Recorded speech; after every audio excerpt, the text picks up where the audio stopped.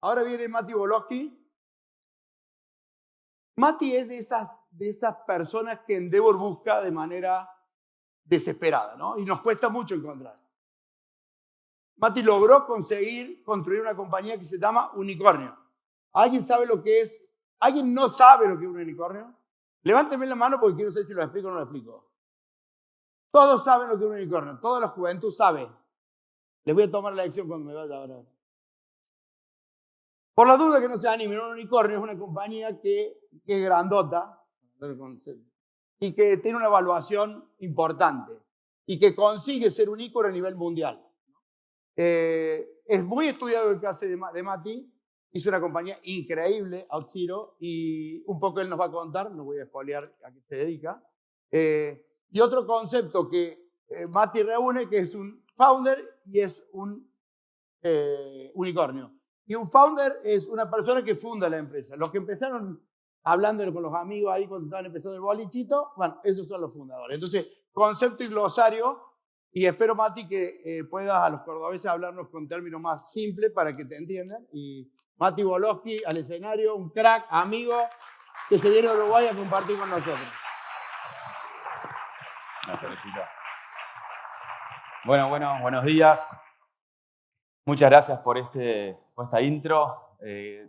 Bueno, un placer, como todos ya dijeron, estar frente a tanta energía de gente que es joven, que imagino que tiene ganas de hacer, que tiene todo el mundo por delante. Yo les voy a contar, a ver si aparece mi slide por ahí. No la veo todavía. ¿Tengo que poner el clic o no? Ahí está. Bueno, yo pensé en qué les puedo contar a ustedes, a esta audiencia de gente joven que está con todo por delante. Y bueno, quería dejarle como 3 conceptos que para mí, mirando para atrás, tengo 44 años, mirando para atrás creo que son cosas interesantes que creo que les pueden ayudar. No hay fórmula mágica para emprender, para tener éxito, por supuesto, no todos lo harían. Pero yo creo que hay 3 cosas que son importantes o interesantes para aplicar. Bueno, antes de eso, antes de arrancar con toda con mi historia, etcétera, quería saber cuántos de ustedes conocen a OutZero. Levanten la mano. A ver. Bien, muy pocos casi diría. No está mal porque no tendrían por qué conocerlo. OutZero es una plataforma de autenticación. Nosotros resolvemos el login, la famosa cajita de login donde uno pone el usuario y el password. Eso es lo que resolvemos nosotros. ¿Cuántos de ustedes usan ChatGPT? Bueno, bien, ahora sí. Bueno, si usan ChatGPT, están usando OutZero. ¿Cómo funciona eso? Bueno, ChatGPT o OpenAI, que es la compañía que creó ChatGPT, compra nuestra plataforma, paga todos los años una plata para que esté la funcionalidad de autenticación en su aplicación. Cuando uno crea la cuenta en ChatGPT o cuando uno se loguea a ChatGPT, por debajo están usando OutZero. Así que como ChatGPT hay millones de otras aplicaciones que están usando OutZero por debajo. Y es un servicio de infraestructura, como es la electricidad, como puede ser otros servicios de infraestructura que usamos en el día a día que no vemos. Y es un servicio global que usan básicamente todas las empresas que tengan que desarrollar alguna aplicación. Así que yo voy a contar un poco la historia de lo que fue hacer OutZero y ahora estoy haciendo otro proyecto que se llama Portal Bosque, que es una fundación sin fines de lucro con propósito educativo y cultural.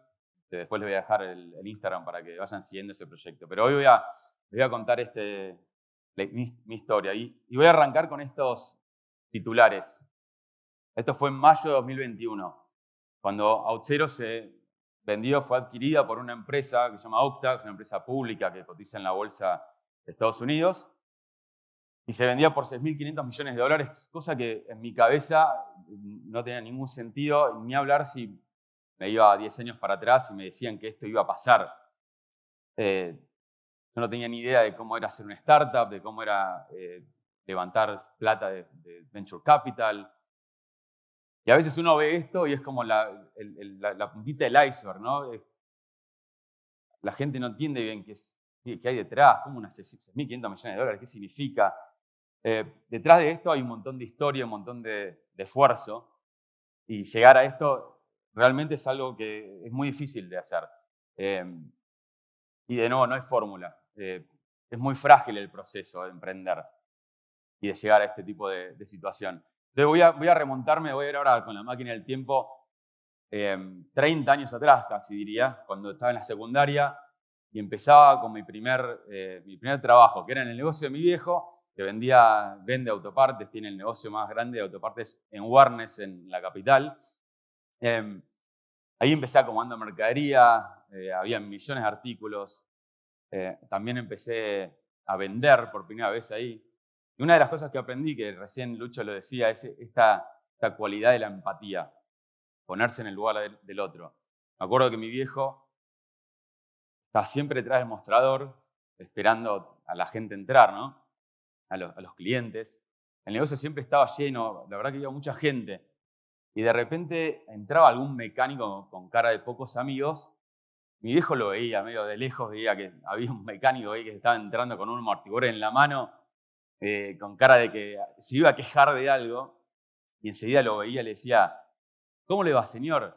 Venga, ¿qué necesita? ¿Le sirvo un cafecito? Venga, acomódese acá. Y ya lo metía ahí lo metía en el bolsillo, ya hacía que sea parte de lo que estaba pasando ahí en el negocio. Y eso para mí es un pequeño ejemplo de un gran aprendizaje, que es ponerse en el lugar del otro, saber lo que el otro está esperando y anticiparse a eso. Así que bueno, ese fue mi primer gran aprendizaje trabajando en un negocio. Después empecé hice la secundaria en Ord. Después de Ord, empecé a trabajar en una empresa de consultoría. Hice la primera versión de Despegar, cuando todavía era en la época de las .com, año 2000. Era todo medio un desastre a nivel de prácticas de desarrollo. Se caía todo el tiempo. Muy buenos aprendizajes. Aprendí por primera vez a trabajar en equipo, trabajar en el mundo real, que es mucho más complejo que cuando uno está haciendo el trabajo práctico en la secundaria, ¿no? De repente se encuentra con clientes, se encuentra con gente que está esperando que ciertas cosas pasen. Y también me encontré con que era la época en donde las .com estaban explotando y de repente explotó todo, no había más plata porque hubo un crash en el mercado y la empresa fue a bancarrota. A mí me echaron porque no tenía más plata en la empresa. Y ahí decidí seguir mi camino como freelancer. Esta es una foto ahí en mi bunker, ahí en mi casa, cuando tenía 20, 21. Estaba estudiando en la Facultad de Ingeniería en la UBA. Bueno, esta época de mi vida un poco fue aprender a ser mi propio jefe, ¿no? Aprender a cómo ganar clientes, cómo hablarle a un cliente, cómo cobrarle a un cliente, cómo buscar mi próximo cliente, cómo generar un flujo de proyectos. Eso fue otra de las cosas que me fue forjando en mi camino. Después de eso, a los 23, 24, conocí a una persona en la facultad, un amigo ahí que estaba estudiando en la Facultad de Ingeniería también, y decidimos empezar una empresa con quienes empezamos a trabajar con Microsoft, Microsoft tiene una empresa gigante, y de esas casualidades conocíamos a alguien que trabajaba en Microsoft y empezamos a trabajar con esa persona. Empezamos a viajar a Estados Unidos, al campus de Microsoft. Así fue que conocí a Bill Gates y lo agarré ahí, medio a la fuerza, no sé si se nota, pero no tenía muchas ganas de sacarse la foto, Bill, creo. Pero bueno, una linda experiencia también aprender, de repente estar en Microsoft, en el campus de Microsoft, y entender que no son todos genios. Uno cuando va a esos lugares piensa que está yendo a la NASA, ¿no? Como que no va a estar a la altura y la realidad es que son todas personas, son todos seres humanos que cuando uno empieza a trabajar con ellos, las cosas son más simples de lo que parecen. Y son experiencias muy enriquecedoras. encontrarse con otras culturas de trabajo también. Y aprendí también a manejar gente. De repente en una empresa de 150 personas aprendí lo que era el management, de la diferencia de eso con lo que es el liderazgo. Son dos cosas distintas. Una cosa es manejar gente y una cosa es tener un liderazgo nato para poder hacer que otras personas hagan lo que uno plantea. Así que bueno, hasta ahí es un poco mi historia.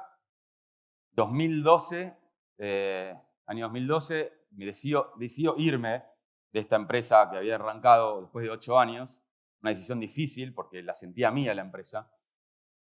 Pero tenía ganas de hacer producto. Tenía ganas de encarar algo que le pueda dedicar tiempo de mi vida todos los días y hacerlo crecer. Así que bueno, este es un video que muestra, fue la primera vez que hacemos el pitch de OutZero como startup en una escuela de startups de Estados Unidos que nos anotamos, ¿no? Y acá está el panel, el jurado que nos está dando la devolución después de haber hecho el pitch.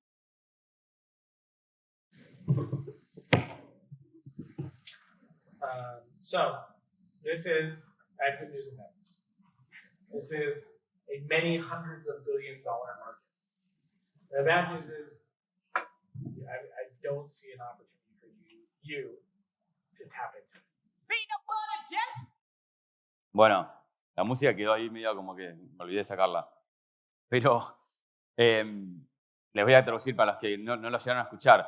El jurado nos decía, bueno, tengo buenas noticias y malas noticias, después de haber hecho todo el pitch de OutZero. La buena noticia es que este es un mercado de millones de dólares, miles de millones de dólares, que es real. El negocio de la identidad digital es un negocio de miles de millones de dólares.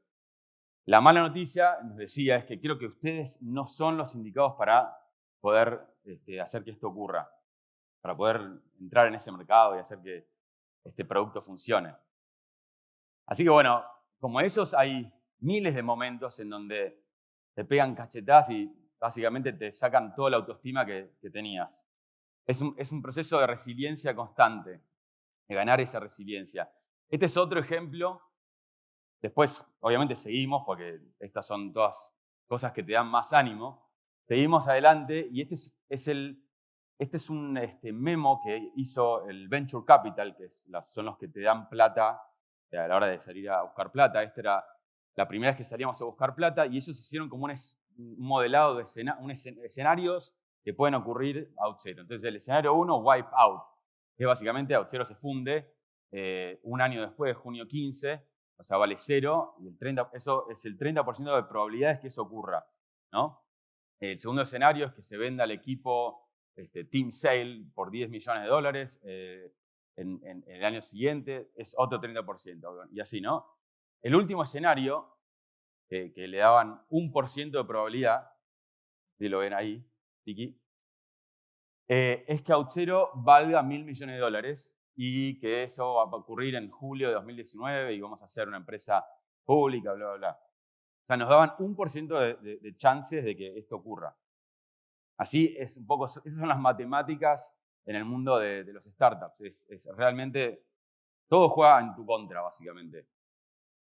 Así que es lo que aprendí y cuáles son los 3 conceptos que me gustaría dejarles a ustedes después de haber pasado por todos estos 20 y pico de años de haber hecho cosas, destilar un poco, digamos, hacer como una ingeniería reversa de todo lo que aprendí. Y acá hay unos conceptos que me gustaría dejarles. El primero es esta idea de estar constantemente en modo creación. El mundo nos lleva a estar constantemente en modo consumición, ¿no? Consumir, estamos consumiendo constantemente, todo nos llama a consumir. Pero si uno quiere emprender, tiene que salir de ese modo y ponerse en modo creación. Creación, publicar, shipear, que es en software, es poner software a andar en la nube para que otros lo usen. Porque crear también es un músculo, ¿no? Es como un deporte. O sea, si uno no practica el proceso de crear, de tratar de hacer algo, es muy difícil de repente que, uy, tengo una gran idea y la quiero hacer. Un día se te ocurrió una gran idea y la quieres hacer. Y bueno, si no tenés el músculo de hacer que las cosas pasen, va a ser muy difícil que ese día que tengas la idea te pueda ir bien y hacerlo. Entonces tenés que todo el tiempo estar buscando crear cosas. Acá estos pequeños legos que armé ahí con ChatGPT muestran un poquito de las cositas que uno va armando. No tienen que ser cosas grandilocuentes. No tiene que ser todos productos grandes o cosas. Pueden ser cosas simples. En mi caso, no sé, hice un blog cuando tenía 20 años en donde empecé a escribir sobre las cosas que aprendía implementando la tecnología de Microsoft, .NET, ¿no? Después hacía herramientitas que las ponía en código fuente libre, open source, y las publicaba. Después me anoté en un concurso de IBM con un amigo que era hacer una aplicación y bueno, nos fue bien y nos ganamos una beca para ir a Estados Unidos a conocer el IBM y fuimos a Microsoft. Con eso conocí a la persona con la que empecé después la empresa esa. Hice la primera versión de OutZero antes de ni siquiera pensar en hacer OutZero, que era una versión open source de un servidor que resuelve la autenticación. Escribí un libro sobre el tema, hice muchos proyectitos. Entonces, esto es lo que digo, es ir practicando ese músculo de hacer, ¿no? Y eso te va dando confianza también, confianza en que podés hacer cosas, que tenés la capacidad de hacerlo. Y te va también rodeando de gente que te va viendo que vos podés hacer cosas también y que te respetan por eso. El segundo punto que quiero dejarles es este concepto de una vez que uno empieza a hacer cosas, llega el momento que alguna de esas cosas encuentra como que hay algo interesante, hay como carne en ese hueso. Hay que seguir, ¿viste? Hay que seguir metiéndole. Quizás te apasiona ese tema. Quizás encontraste que hay otras personas que ese problema también le interesa y que lo tienen. Quizás es un amigo que tiene ese problema, quizás es un familiar. Y vas encontrando que varios que comparten esta misma problema, esta misma problemática. Entonces, empecé a dedicarle más tiempo a eso. Hay un libro de Malcolm Gladwell que se llama Outliers, donde analiza un montón de fenómenos que ocurrieron durante la historia, como los Beatles o mismo Bill Gates. Analiza todos los casos y saca como una especie de factor común de por qué esas personas, por qué esas bandas, esos proyectos fueron tan exitosos. Y lo que saca como denominador común es que todos invirtieron al menos 10.000 horas en algún tema muy profundo. Los Beatles estuvieron, no sé, en Hamburgo tocando durante 2 años sin parar, todos los días tocando en vivo. Ese es un músculo que hace que el día que te subas a grabar un disco, lo hagas de taquito y que entiendas perfectamente cómo funciona la audiencia. Bueno, esto aplica también para emprender. En un momento encontrás algo y tenés que empezar a dedicarle tiempo a eso, a dedicarle pasión, horas y convertirte en experto en eso. Porque esa es la única ventaja competitiva que realmente podés lograr tener siendo una sola persona. Porque el tiempo no se puede comprar, ¿no? O sea, esas 10.000 horas no lo puedes comprar. Es inversión que uno hace. Te convertís en un experto en eso y en un referente en algo. Otra manera de mirar este fenómeno de las 10.000 horas es esta idea del efecto del interés compuesto. Si uno tiene $100 y los invierte en algo que deja 10% anual y deja la plata que se genera a partir del interés, la invierte el año siguiente y el año siguiente y el año siguiente y el año siguiente, a la larga, a los muchos años, eso se transforma en una curva exponencial. O sea, la plata que tenías al principio, que eran los 100, se transforma en 1.000.000 a los 40 años. Es algo casi que no es intuitivo, pero es muy real. O sea, es una fórmula, es exponencial, el exponente. Esto mismo es el mismo concepto, ¿no? Si es el efecto compuesto aplicado a una problemática en la que querés dedicarte. Cuanto más tiempo le dedicas, más vas a ir creciendo, acumulando valor alrededor de eso. En mi caso, bueno, empecé primero haciendo un proyectito para resolver autenticación para una empresita. Después empecé a escribir un blog donde contaba cómo implementar estas diferentes arquitecturas. Después empecé a hacer consultoría porque me encontraban en el blog y querían ver a ver si me podía ayudarlos a implementar esta arquitectura. Lo implementé en una farmacéutica, después lo implementé en un gobierno. Después empecé con Eugenio, dijimos, bueno, escribimos un libro sobre el tema. Después publiqué ese proyecto open source. Después empecé a hacer charlas del tema.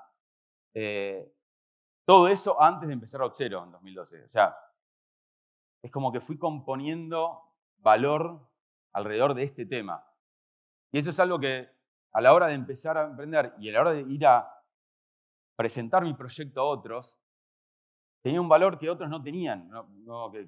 Era difícil de llegar a tener tanto tiempo y experiencia en algo. Es un valor muy importante.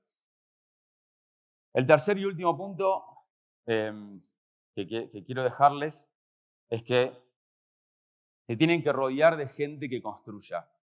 La gente que construye, la gente que hace, es gente que en general tiene un pensamiento positivo y va a tratar de ayudarte, va a tratar de subirte a su misión, a tu misión, va a tratar de pensar de forma positiva cómo podés mejorar lo que estás haciendo. Y todo eso es un círculo virtuoso, ¿no? O sea, a medida que vos vas haciendo cosas, la gente te va identificando como alguien que hace algo, que hace cosas, cerca a vos por eso. Y vos mismo también empezás a ganar confianza y podés ir y preguntarle a alguien en Twitter o en LinkedIn, mandarle un mensaje por mensaje directo, diciendo, a mí me pasa todo el tiempo esto, que me preguntan cosas, yo me fijo, a ver, ¿qué hizo esta persona? ¿Qué está haciendo? Me fijo, y si hizo cosas y veo que está haciendo cosas, me da ganas de contestarle, me da ganas de ayudarlo a esa persona. Porque digo, esta persona está queriendo hacer algo. Entonces, es muy importante rodearse de gente que sepa construir y que tenga ese mindset de construcción. Acá está José por acá, José Romaniello, que es el primer ingeniero de Auth0, el primer developer. Y a José lo conocí básicamente porque los dos teníamos un blog que escribíamos sobre .NET. Los dos éramos MVP de Microsoft, Most Valuable Professional, que es un premio que te da Microsoft. Entonces, a José un día le escribo, que no me conocía, pero creo que de la comunidad por ahí me había visto. Le digo, José, estoy empezando Auth0, me parece que, no sé, me encantaría trabajar con vos. José, obviamente, me dio bola. ¿Por qué? Porque vio lo que yo venía haciendo, vio que estábamos en la misma sintonía. Entonces lo pude sumar a mi equipo. Y esas cosas son cosas que se van armando con el tiempo. No es que un día, bueno, voy a hacer una empresa, ahora voy a llegar a buscar gente y pongo en LinkedIn y llega la gente. Eso puede ser, pero la gente buena no la vas a encontrar así. La gente buena se quiere rodear de gente buena. Y para eso es una construcción constante que lleva mucho tiempo. ¿Sí? Hay que practicarlo constantemente. Así que esos son los 3 puntos que quería dejarles, que para mí, de nuevo, no son una fórmula mágica, no hay fórmula mágica, pero creo que son cosas que si uno las hace de forma consistente, dedicándole tiempo, energía, esfuerzo, les va a sumar mucho en su carrera.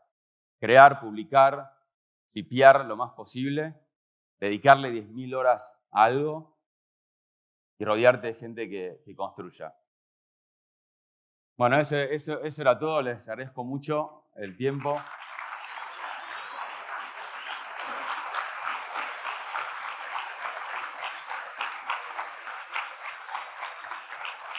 Muchas gracias.